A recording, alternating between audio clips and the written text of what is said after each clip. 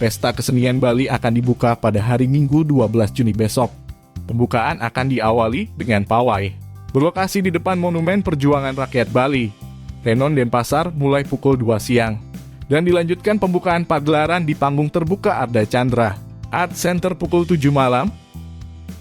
Kepala Dinas Kebudayaan Provinsi Bali, IGD Arya Sugiarta, Jumat 10 Juni menjelaskan, PKB merupakan wahana dan ruang kreativitas seni budaya Bali. Sementara pembukaannya akan dibuka langsung oleh Menteri Dalam Negeri Tito Karnavian.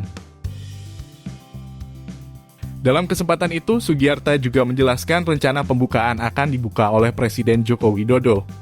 Namun terkendala sehingga diwakilkan oleh Menteri Dalam Negeri Tito Karnavian. Pawai pembukaan PKB tahun ini juga sedikit berbeda dengan tahun-tahun sebelumnya.